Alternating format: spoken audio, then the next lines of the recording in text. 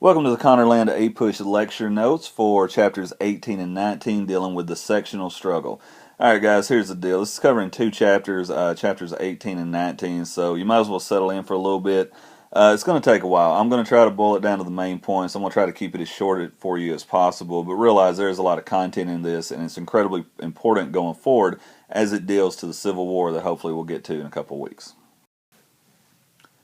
So before we actually get to talking about the events, the first thing that we should probably do is define sectionalism. And basically all that it is regional interest, okay, and the differences between the different regions in the country at this time.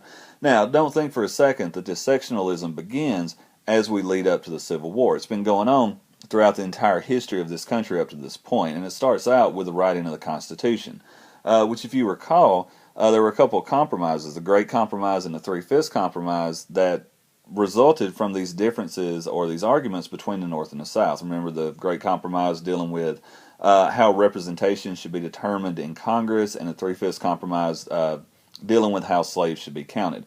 As we go forward a little bit, you see it crop up again in the Missouri Compromise, where they were trying to maintain a balance of slave and non-slave states in Congress as well, and were trying to determine how to deal with Missouri coming in as a state when it applies to that.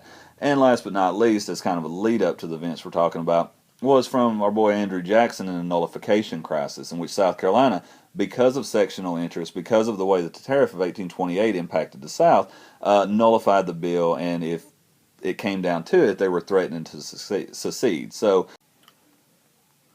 kind of forgive my editing mistake there, but we lead all this off with the election of 1848, with a couple of main issues and some of the solutions on how to go about solving this.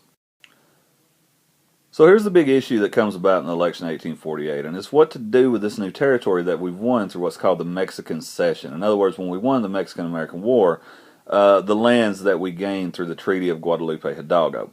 So we're going to come up with some proposals and some ways to deal with this, and whether these new states that come out of these territories should be slavery states or not.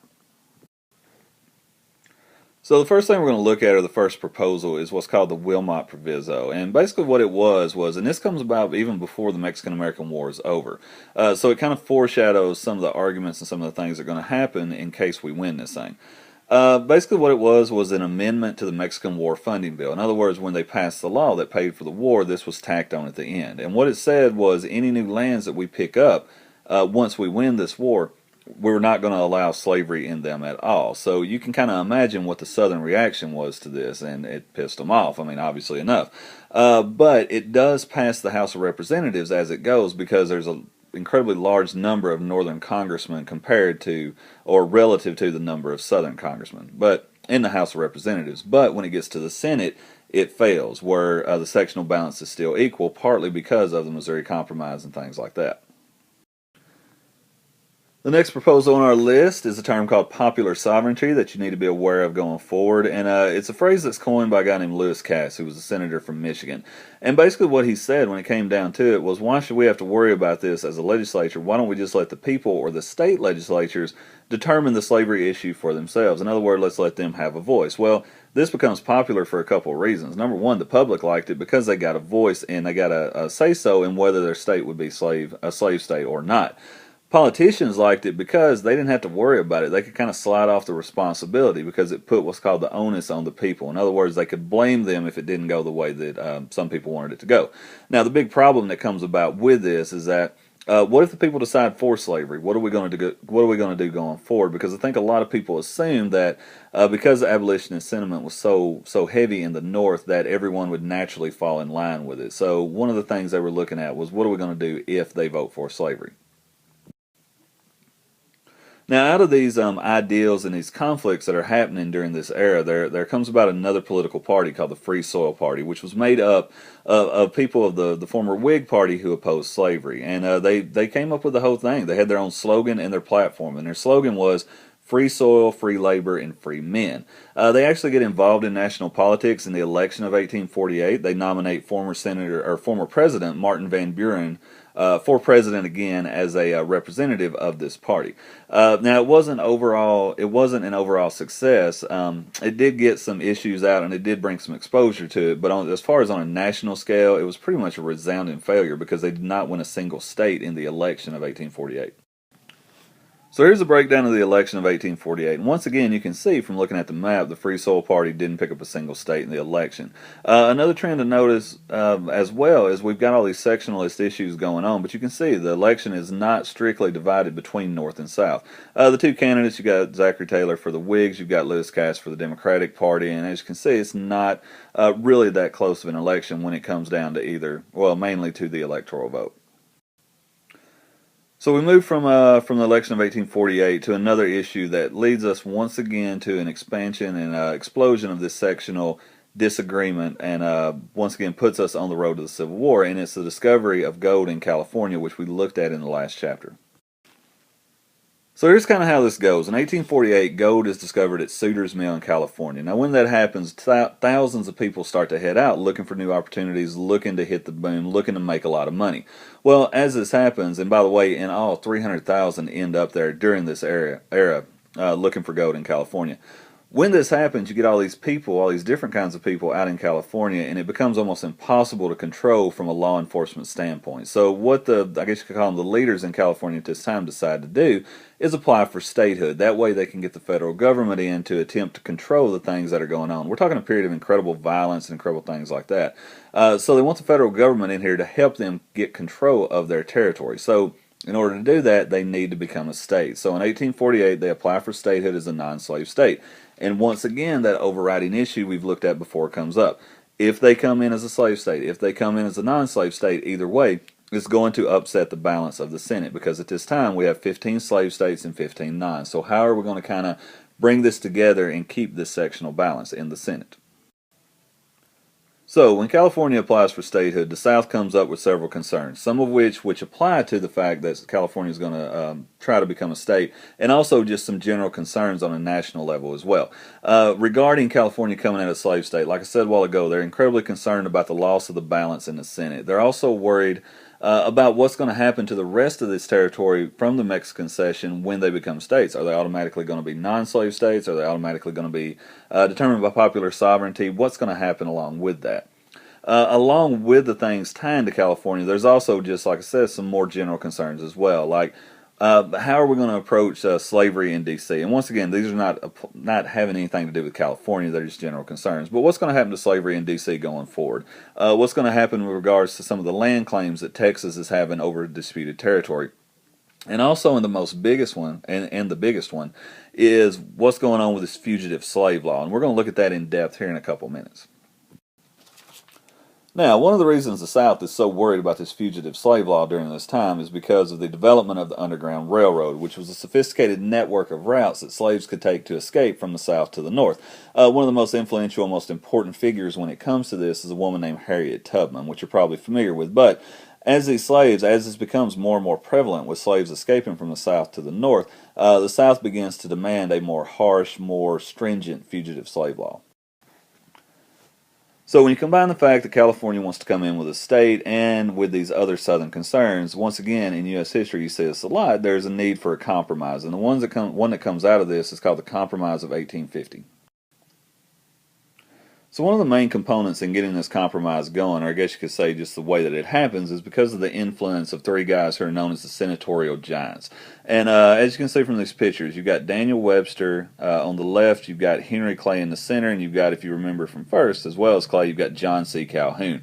And these guys wielded enormous influence in Congress at this time because they had been there forever, and also they represented the three sections of the country.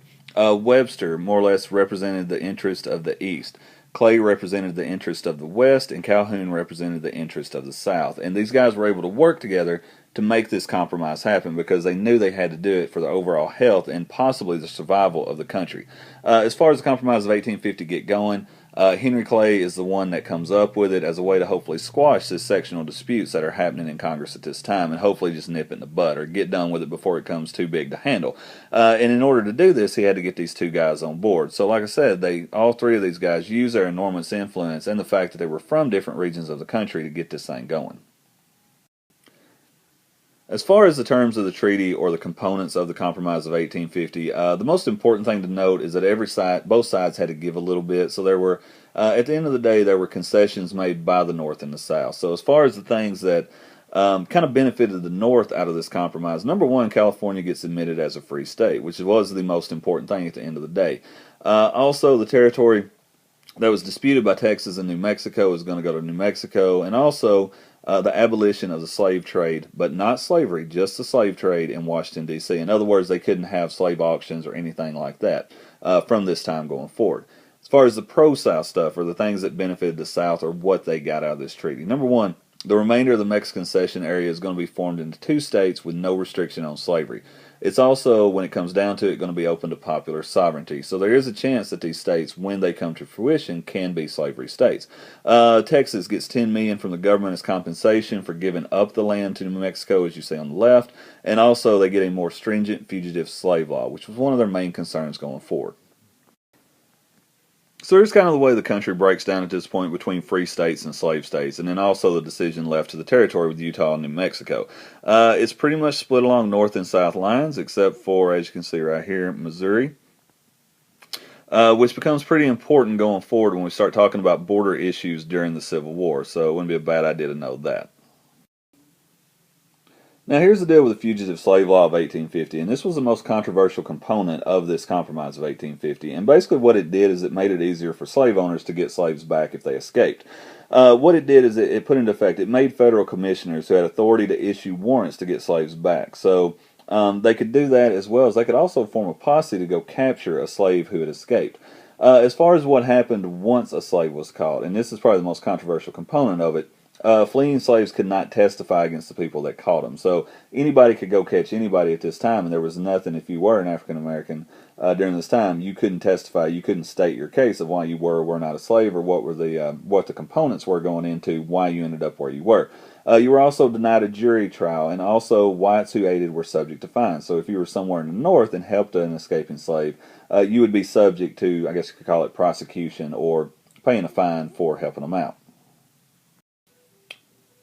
So we move out of some of those early events dealing with this sectional conflict that's going on to the election of 1852. Now, the significance of that we'll talk about in a second, but there's not a lot of things you need to know about. As you can see, once again, we've got 3 people competing in it. We have Franklin Pierce, who was a Democrat, versus Winfield Scott, who was a war hero from the Mexican War, representing the Whig Party, and John P. Hale, who was representing the Free Soil Party. As you can see from this map, it wasn't really much of a contest. All right, Franklin Pierce wipes the floor with the other two candidates, particularly Whig. If you look, you can see the Free Soil Party did not win a single state again. And the electoral vote and the popular vote, actually the electoral vote was more of a slam dunk than the electoral vote. But you're not looking at a lot of differences as far as sectionalism, and that's going to be different than the maps that we see going forward, particularly when we get to 1860 and the election of Lincoln. As far as the significance of this election, it signals a couple of things. Number one, it's pretty much the end of the Whig Party. When they get trounced like that, it kind of falls apart, I guess you could call it. 2, this is the last time we see national parties in politics for a little bit, because as the sectionalism grows, as it becomes more and more rancorous, or violent, I guess you could say, in no uncertain terms, it becomes strictly divided between North and South. In other words, there's not going to be a candidate for a while who appeals to the section of the country he's not from, or that he's not seen as representing. So we move from the election to Southern expansionism, and this becomes a big deal, because it starts to freak Northern abolitionists out, because they think that the South is trying to kind of circumvent the system in order to get more slavery territory in order to grow their power. Now keep in mind, as we talk about this Southern expansionism, we're not talking about the continental U.S. We're talking about the Caribbean and Central America. And the first place we're going to look at is Nicaragua, where in 1856, William Walker, who was looking to form a pro-slavery empire, and also he was seen as an early imperialist, which is something we'll get into after Christmas. He's trying to more or less expand outside the United States, and what he does is he gets involved in a chaotic political situation in Nicaragua and comes out on top and installs himself as president. What this does, once again, the main point is it begins to stoke Northern fears that the South is trying to create an overseas slavery, not an overseas, but a foreign slavery empire. It doesn't end up coming to that at all. Walker lasts for president for a little bit, and then he's assassinated by a Honduran firing squad. So really the impact of it becomes more, I guess, overblown than the actual events would indicate. The next place we're going to look at is Cuba and something called the GADSDEN Manifesto, which comes up in Congress. And what it says is that if, and remember we're talking about Cuba, which is run by Spain at this time. And what they said is that if Spain couldn't keep a hold on Cuba, if they couldn't correctly run things, it was our responsibility, it was our duty to go seize Cuba so it wouldn't become too chaotic. And it's one of the ironic points, and it's one of the justifications that people in the South made for doing it, was that they wanted to, there were a lot of fears of slave revolts in Cuba at this time, and they were scared that it was going to spread to the United States. When they did that, as part of the GADSDEN Manifesto, they said if we did, at the end of the day, get Cuba, we were going to expand slavery down there from a Southern perspective. Now, the proposal gets rejected. It doesn't go into effect or anything, and it's mainly because the North, once again, is freaked out because they feel like it's a very transparent grab by the South to expand slavery outside the United States. But for your purposes, GADSDEN Manifesto, know the components of it. So we move from some of the foreign aspects during this time to one that hits a little bit closer to home. And what it centers around, and it's called the GADSDEN Purchase, by the way, you can see it at the top. What it boils down to is the fact that we want to build a railroad across the country at this time, and we want to do that so we can link California and the East. And there's a couple of proposed routes with this. The North has one that goes through Illinois and upwards through some of the northern territories, while the South says, hey, why don't we build it this way? Why don't we keep this railroad in the South? So the North freaks out about it once again because they think that it's an attempt for the South to expand slavery, to add more slavery states, because as you can see, this bad boy is going to go through New Mexico territory, and when this happens, when they eventually become a state, they're worried because of popular sovereignty and the influx of Southerners, it's going to become a slavery state. So the results of it, after everything's hashed out and after they figure it out, the South does get this railroad, does get the route for this railroad, and we get part of the land for it, by the way, if you go back to that map before, by buying some of the territory from Mexico for $10 million. But the bottom line on it, the South gets it because it's just an easier route to build. Because of the climate, because of the geography, it's a more feasible route than the one that was proposed by the North. Also, it's not going to pass through any unorganized territory. New Mexico is beginning to be organized, beginning to kind of take the steps towards statehood, so it's going to be a little bit easier. And also, because it's an organized territory, the people who build the railroad and the people who travel it are going to have the protection of federal troops, which is a very important thing during this time. So the next event we're going to talk about is the Kansas-Nebraska Act. And like everything else, once again, we're kind of baby stepping towards the Civil War. And this is an event that comes about because of the railroad attempts that we talked about a while ago. So here's how this Kansas-Nebraska Act gets going. And it all centers around the railroad that we just talked about. And Stephen A. Douglas, who was a senator from Illinois, wants to build a northern transcontinental railway, I guess you could call it. He wants to build it through Illinois, which is his state. So to make this happen, he wants to take part of the northern territory from Native Americans and make it into a state, which is going to be called Nebraska, so the railroad could be built through it for the reasons we talked about why the southern version was built. So when he would do this, he would split Nebraska into two territories, and then slavery would be determined by popular sovereignty. So the main problem with this proposal is twofold. Number one, it's going to contradict the Missouri Compromise, as we'll talk about in a second. Number two, it's further inflaming sectional tensions between the South and the North.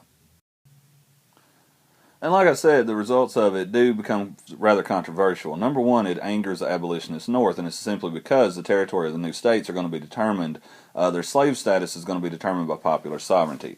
It also directly repeals the Missouri Compromise of 1820 because, as you could see from the map previously, the Nebraska Territory is above the 3630 line, of which slavery is not going to happen above that. And number three, it indirectly repeals the Compromise of 1850 in a way, and this is from the northern point of view. They think if the Missouri Compromise can be ignored or it can be repealed, then the 1851 is fair game as well. If this happens, what they worry about is the South is going to start violating this fugitive slave law that we talked about a few slides earlier. So that wraps up the first chapter, chapter 18. Now we go to chapter 19, which is titled Drifting Towards Disunion. Now make no mistake, we've been doing this for a while, but this is really when the ball starts getting rolling and when the momentum, if you want to look at it as a snowball going down the hill, this is when it really starts to pick up steam. So the first thing we're going to talk about is a book that was published in 1852 called Uncle Tom's Cabin. It was written by a woman named Harriet Beecher Stowe, and it really centered around the evils of slavery. It really brought a lot of these things to light that the North really hadn't been exposed to.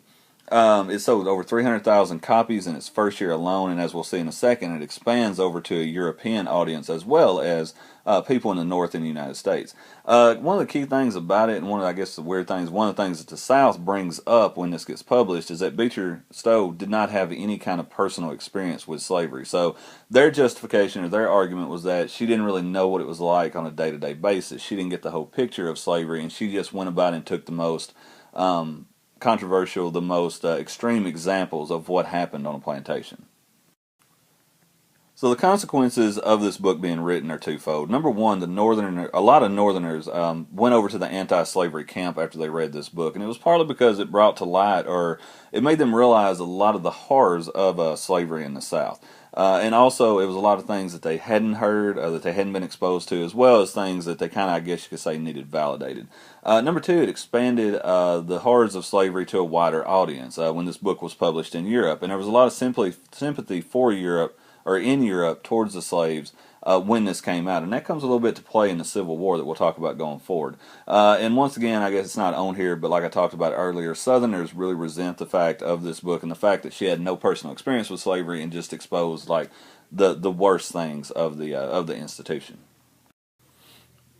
Another book that comes out during this time is called The Impending Crisis of the South, and it was written by a guy named Hinton R. Helper, in which he made the argument, and it was kind of the flip side, kind of going about the same point, trying to get rid of slavery, but not by exposing the evils. He took a little bit of a different slant on it by saying non-slave-holding whites were the ones who were truly hurt by slavery. All right? Basically, he was making the argument that slavery hurt the South because it impacted their economy, because it impeded manufacturers or manufacturing to come down south and tied them to this plantation system. So though it had nothing to do actually with the institution of slavery and the horrors of it, it still was an argument to get rid of it.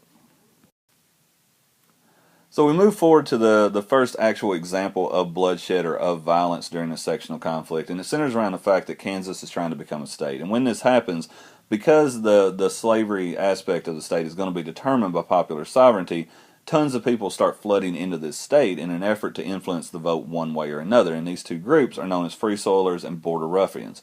Border Ruffians were people who came in from Missouri, which, as you know, borders Kansas. So they're trying to, like, I guess you could say, kind of create another slave state to kind of border Missouri to keep them from feeling isolated. At the end of the day, Kansas elects to be a slave state. Free Soilers go nuts over it. They can't handle it, and they go off and they create their own government in protest of this vote. And as they do this, there for the first time is two governments in a state. We have an illegal government in Topeka, which was set up by the Free Soilers who lost the popular sovereignty aspect of the slavery vote, and also the Shawnee government, which is a slavery government. It's more or less fraudulent on its claims. So we've got two governments at this time with two directly opposing viewpoints. So into this chaos in Kansas comes a guy named John Brown, and he's pretty important in the lead up to the Civil War, and we're going to look at him more in depthly in class, but for the purposes of this, you're just going to kind of get an overview of, I guess you could call it his first act, because he's going to play into this story a couple times as we go forward. So here's the deal on the first incident in the history of John Brown as it pertains to the lead up to the Civil War. On May 21st, 1856, violence breaks out when pro-slavery forces raid Lawrence, Kansas, and they go in there to get supplies and to try to bust them up because Lawrence was the center of the anti-slavery movement in Kansas. John Brown decides that he's going to retaliate against it, and he goes on kind of, I guess in his words, a crusade against slave owners. So on May 1856, at a place called Pottawatomie Creek, he goes on a rampage and kills 5 quote-unquote pro-slaverites. All right? And it leads to be known once this story gets publicized and it starts becoming widespread as evidence of Kansas being a center of bloodshed. It's called Bleeding Kansas. The consequence of this is that small-scale warfare, in other words, little conflicts start breaking out around Kansas, which further perpetuates this story of it being, in fact, Bleeding Kansas. So out of this violence, the leaders in Kansas decide something's got to be done. So they meet in the city or the town of LECOMPTON to draft a state constitution and apply for statehood. This constitution, as it becomes to be known as the Lecompton Constitution, was devised by the pro-slavery crowd. And this is done simply so the anti-slavery people won't have a voice. And it ends up like that because they end up, at the end of the day, not voting for it. All right, so kind of what it says. First of all, it allows them to vote on the Constitution with slavery or without slavery. But when they do that, regardless of what happens, current slaveholders were going to have some protection. Because of this, like I said, Free Soilers boycott, they don't vote in it, and it passes. But the result of it, it eventually gets voted down through other maneuvering. But for our purposes, you just need to be aware of it and how it ties in to what was going in Kansas at the time, or going on in Kansas at the time. So eventually these tensions that are happening on a sectional basis or more or less a regional basis make their way up into both houses of Congress. And it kind of results in a lot of arguments and a lot of debates that turn from just simply being on the issues into personal attacks. And the most prevalent, the most obvious example of this and the best known is the Brooks versus Sumner affair. And here's kind of the way it goes. All right, this guy Sumner does a speech on the Senate floor in which he calls, or comes to be known, the crime against Kansas. And in it, he blasts and ridicules a guy named Andrew Butler, who was a senator from South Carolina. Well, you got to think about how things work in this time period and the way that things work. Brooks, who is Butler's nephew, who is there as well, feels he needs to defend Butler's honor. So, in kind of, I guess you could call it, I don't know, in this time and space, a ridiculous thing or whatever you want to call it, to defend his honor, he rolls into the Senate chamber a few days after Sumner does this speech, and he starts just blasting Sumner with this cane, and he basically beats him senseless to the fact where he can't represent in the Senate for a while. The result of it is both sides end up using this to voice their concerns. They use it as an example of the bad parts of the other side. Brooks ends up having to resign, but when he does this in South Carolina, or when he does this, people in South Carolina think he's a hero because he's standing up for Southern concerns. He was defending his uncle's honor and things. So they hold him up as a hero, and they overwhelmingly elect him to go back to Congress. So the next thing on our list, and I promise guys, I'm about to wrap it up. I know you've been sitting here for a while, but I appreciate it. But a couple more very important events in the lead up to the Civil War. The first is the Dred Scott decision. Now the background on it, Dred Scott was a slave who lived in Missouri. When his master died, he was taken to Illinois and Wisconsin, which were both free states and territories. So when he goes back to Missouri, he sues, claiming he was free once he was transported to these non-slave states and territories. So when he sues, it gets knocked down a couple of times, but it eventually makes its way up to the Supreme Court. And when it does, here's what they decide. Number one, they decide this is not really a valid lawsuit because, one, a slave is not a citizen, therefore he cannot sue. And number two, Congress cannot not outlaw slavery per the Fifth Amendment, which is the property and due process clause. So it kind of inflames sectional tensions. It kind of keeps the ball rolling towards civil war. It's something for both sides to kind of get riled up about and all that. So just for time purposes, I've taken a couple of events out of these lecture notes, but we will cover them in class. So we kind of fast forward to the election of 1860, and you got to think about the time and the place. In the midst of all these controversies and all this chaos, we're going to try to have an election, and it's the most pivotal election in American history because on the Republican side, Abe Lincoln has decided he wants to run, and he's got a platform kind of based around non-slavery, the non-expansion of slavery, which appeals to free soilers. He's also in favor of a protective tariff, which northern manufacturers get behind, and also internal improvements, which will benefit the West. If you notice, there's one region of the country that is not taken into account when he has this platform, and it's the South. And it's partly because he knows he doesn't have a chance to win the South once he talks about this non-expansion of slavery. Now, when this election goes down, the South was pretty riled up about it anyway. South Carolina had even threatened secession before Lincoln was, or they had actually made the promise that if Lincoln was elected, they were going to secede, which you come to find out is going to happen. But as you see, this thing is pretty much drawn along sectional lines between the two major candidates of Lincoln and Breckinridge, who was a Southern Democrat running at this time. So for the first time, we kind of see this stark divide between North and South. And holding to the promise they made before, in December 1860, South Carolina secedes from the Union. As we go forward and as we get into more of the Civil War, we'll talk about the progression and how other states went about seceding and the reasons for it, and how we ended up with the map that we see here, which is the way the country looked when the Civil War breaks out. Now, as these states secede, and we'll talk about this a little bit more going forward, they form the Confederate States of America, and for our purposes, the main name you need to know with it for now is that Jefferson Davis was elected president. And finally, to wrap this bad boy up, there is one more chance at compromise as we move towards war. In other words, one more shot at conciliation before the shots get fired, and it's called the Crittenden Amendment.